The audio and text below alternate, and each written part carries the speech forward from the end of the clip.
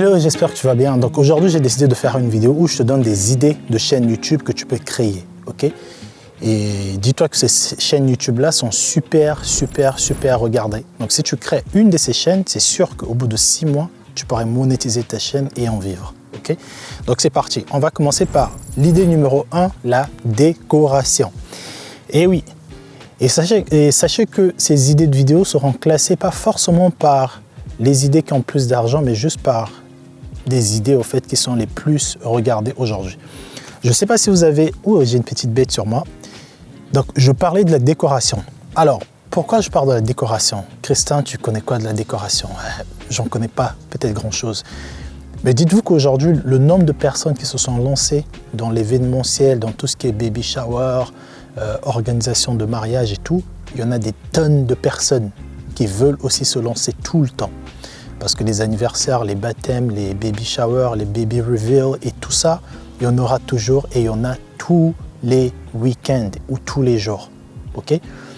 Donc, créer une chaîne où tu montres comment gonfler les ballons, quel ballon acheter, quel type de fournisseur tu dois aller, tout ce qui est les pièces montées, tout ce qui va avec dans la décoration. Sachez qu'il y a des tonnes de personnes, soit qui veulent se lancer, soit qui sont déjà dans le business mais qui veulent améliorer encore leur décoration. Et comme toujours, hein, les Américains sont dans un next level. Donc si tu veux t'inspirer de plusieurs chaînes, les idées, il y en a tellement. Tu vas sur Pinterest, tu vas te régaler. Okay? Donc si tu veux créer une chaîne là-dessus, sache que le nombre de vues, c'est super intéressant. Pourquoi? Parce que les personnes qui vont regarder une personne en train de monter une déco, d'expliquer, tu es obligé au fait de regarder tout. Comment gonfler des ballons.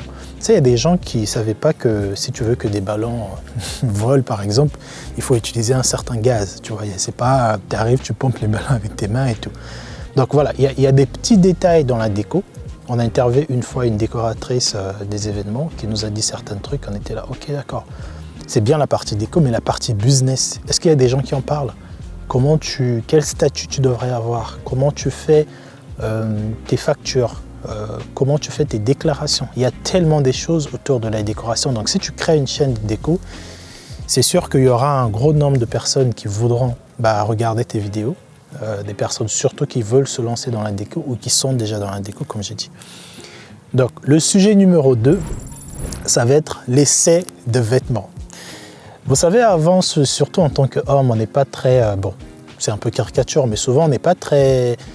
On essaie des vêtements, plusieurs et tout. Mais le nombre de chaînes qui se sont créées ces 3 dernières années autour de l'habillement, que ce soit des personnes qui achètent des vêtements sur Shein, sur Wish, sur Amazon, sur tous les sites que vous voulez, et qui essaient des vêtements, en fait, c'est incroyable. Il y a des chaînes qui monétisent, qui en vivent.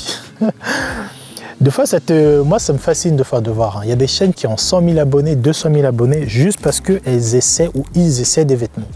Et donc, tu vas me dire, ouais, mais ça nécessite que j'ai de l'argent. Non, pas forcément. La plupart des chaînes, souvent, si tu achètes et que le vêtement ne te va pas, il y a possibilité que tu remettes les vêtements et donc tu te fasses rembourser, tout simplement.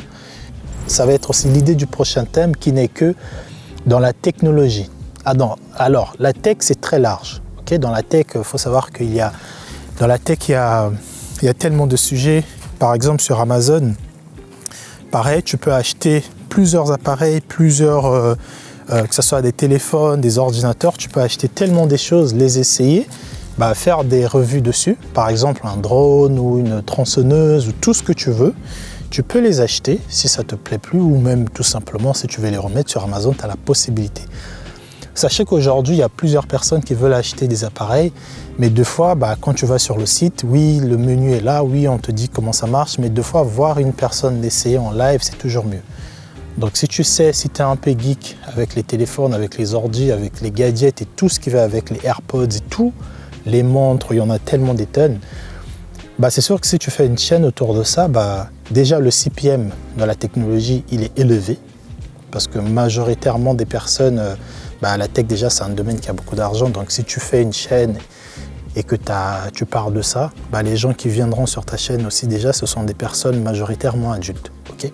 Donc, le sujet numéro 4, c'est le dating. Et oui, vous avez compris. Aujourd'hui, il y a plusieurs personnes qui s'autoproclament coach. Bon, moi, j'ai pas de problème avec ça. tant que tu m'apportes du bien et que tu m'aides dans ma vie personnelle, ça ne me dérange pas que tu t'auto-proclames coach ou que tu sois un coach certifié. Aujourd'hui, il y a beaucoup de gens qui ont besoin en fait d'être guidés, que ce soit des adultes ou des jeunes d'ailleurs. Il n'y a pas vraiment un âge pour se faire accompagner. Et donc parler de ça, si vous faites une chaîne où vous parlez des relations, en fait vous allez être surpris. Moi de fois je suis ému. Moi de fois je suis surpris de voir certaines chaînes qui parlent de relations amoureuses, des coachs love, des mecs qui franchement, il y en a tellement des tonnes. Et souvent vous allez remarquer ce genre de chaîne, ça grandit très vite parce qu'on a tous été dans l'une de ces situations.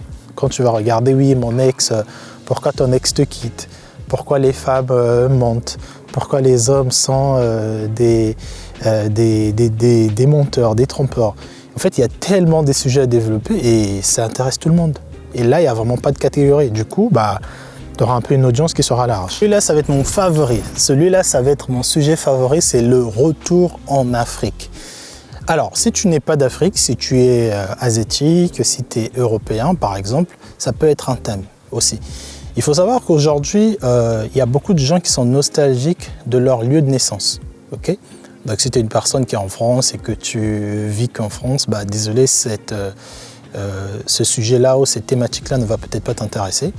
Il faut savoir que créer une chaîne YouTube, par exemple, je parlais de l'Afrique parce que je connais mieux. Je connais aussi un peu l'Asie, mais je connais plus l'Afrique. Et je peux vous dire qu'aujourd'hui, le nombre d'Africains qui souhaitent retourner chez eux parce que soit ils ont atteint un point où cette routine de l'Europe, cette course, rat race, les fatigues, ils veulent comparer au fait, voir quel pays pourrait convenir à leur lifestyle, à leurs revenus. Il y en a des milliers, des millions de personnes dans toutes les diasporas, que ce soit aux États-Unis, que ce soit ici, des francophones, il y en a partout. Et donc, faire une chaîne YouTube autour de Retour en Afrique, vous allez être surpris, mais c'est l'un des sujets actuellement, ou depuis plus de 5 ans, qui est vraiment en vogue. Toutes les vidéos, moi je l'ai vu, dernièrement on a visité le Cameroun et j'ai fait plusieurs vidéos. À chaque fois que je mets une vidéo, cette vidéo est la plus regardée. Récemment j'ai mis une vidéo sur le Cameroun, elle a presque 10 000 vues. Alors que j'ai cette chaîne-là, Sobahadiensis, c'est une nouvelle chaîne qu'on a créée. Rappelez-vous, on a créé cette chaîne pour vous motiver, pour tous ceux qui pensent que c'est plus possible sur YouTube. Cette chaîne, au fait, a été créée pour vous. Et donc, sur cette nouvelle chaîne qui a à peine 220 abonnés, j'ai mis une vidéo sur le Cameroun, ça fait même pas un mois. Et cette vidéo a déjà 10 000 vues. Et grâce à cette vidéo, j'ai gagné une centaine d'abonnés en quelques jours. Donc, c'est pour vous dire, quand vous voyagez et que vous voulez partir peut-être en Barcelone et tout ça, je vais vous recommander, si vous pouvez, et surtout si vous avez une envie de créer une chaîne YouTube et vous ne savez pas quoi, au fait, ce sujet-là, cette thématique-là de retour en Afrique, c'est quelque chose qui pourrait accélérer la croissance de votre chaîne. Donc, de quoi vous allez parler dans le retour en Afrique? C'est large.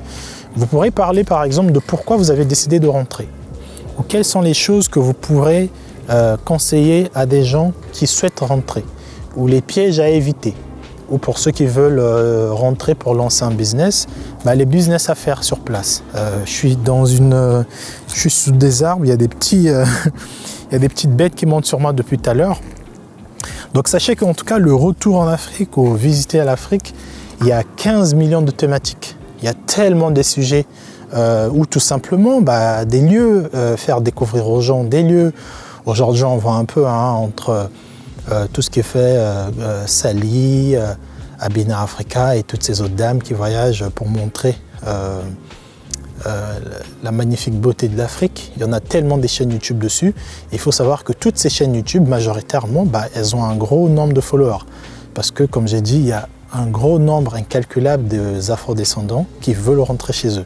Donc si tu crées une chaîne YouTube autour de ça et toujours en respectant ce que j'ai dit avant, tu crées 100 vidéos autour de ça, que ce soit des vidéos que tu vas créer sur place ou même quand tu rentres, tu peux faire des débriefings, tu peux nous dire comment tu as vécu une expérience, quelle était ton expérience choquante. Okay? Et donc ça, c'était le point numéro 5. Donc le point numéro 6, ça va être les bons plans. Alors, qui ne veut pas des bons plans? On veut tous un site où tu vas avoir un coupon de réduction, où tu vas avoir 30%, 40%. On veut tous des bons plans. Et donc, si tu crées une chaîne où, par exemple, tu nous montres des sites comme les Groupon qui sont plus connus, il y a d'autres logiciels aussi que tu peux installer sur Amazon qui te permettent de voir quand un produit va être moins cher, comme ça tu l'achètes pour que tu économises. Bah, tu fais une chaîne YouTube que autour des bons plans que tu vas appeler vos bons plans, vos meilleurs bons plans, je sais pas, une chaîne comme ça où tu mets ton nom et tu mets bon plan après, par exemple bon plan avec Erin, bon plan avec Christin.